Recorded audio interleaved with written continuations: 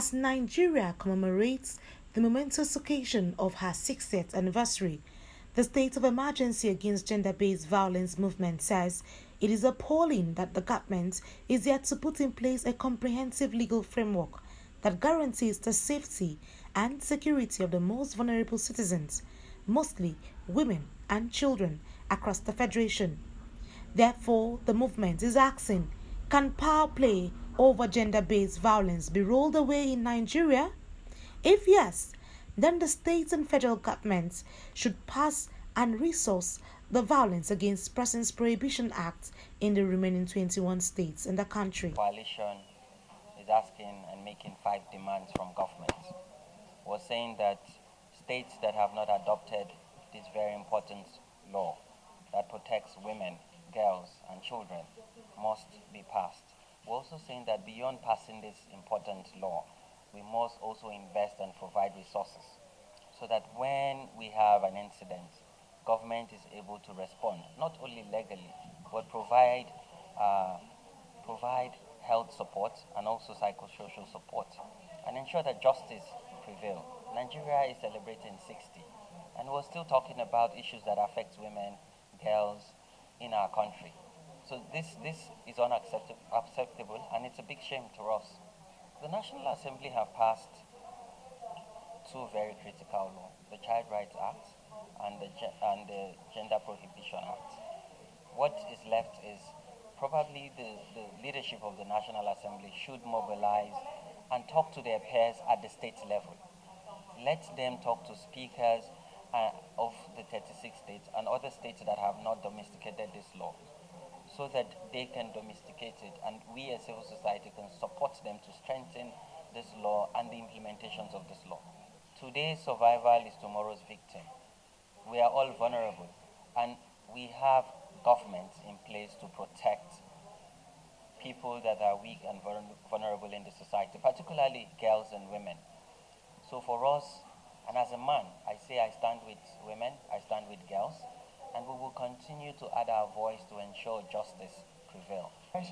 We know that it's a case of abuse and violence against a woman. Even though award of 50 million has been given, we believe that, yes, that's a welcome development, but it is beyond money.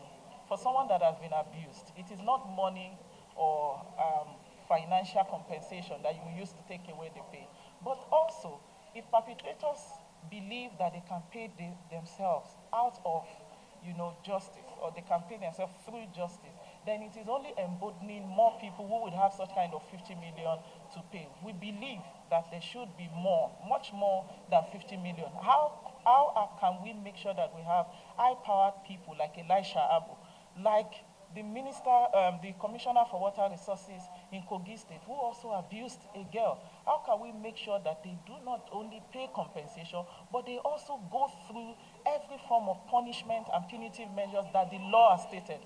Punishment like imprisonment, punishment like serving community service, just for us to show that we indeed are serious about ending gender-based violence. We know that power play comes up when it comes to gender-based violence. It's a power issue, and the power imbalance that we see exist in our nation between the haves and the have-nots, the rich and the poor, that power play will continue to be a major factor in the whole effort around gender-based violence. So if we do not have high-powered, influential people like Elisha Abu, like the commissioner in Kwara State, if we do not have them, get imprisoned, every provision of the law, every punishment that the law has stated that should be meted out to perpetrators of gender-based violence, if we do not have these people go through that way, then we are only joking.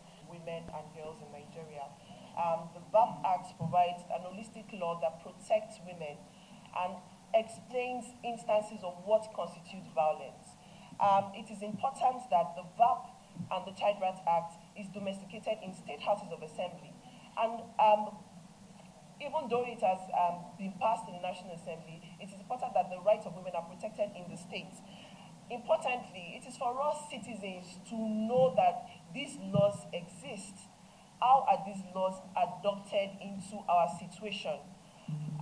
The magistrates, for example, do they have an understanding of this law and what constitutes violence, which is what the VAP and the Child Rights Act would address. It is also important that the executive also provides an implementation framework. It's not enough that we pass these laws, but there's an implementation framework that constitutes what these laws entails and what would happen in these instances. The essence of our entire engagement and the essence of our advocacy is to ensure that in every state where the Violence Against Persons Prohibition Act has not been passed, that we get citizens and that we work with civil society organizations in those states, amplify their voices to get their legislators and their governors to take action.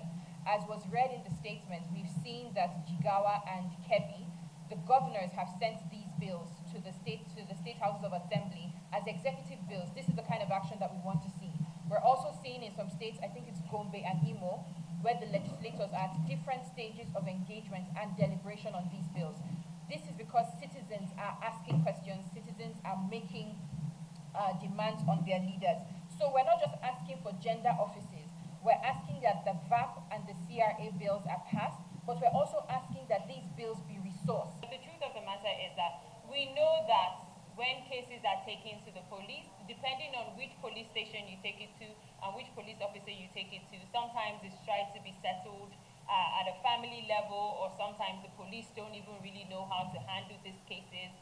We've seen the police, due to COVID-19, develop operational guidelines on how to address these issues, but we haven't seen the level of implementation that is required to be able to handle this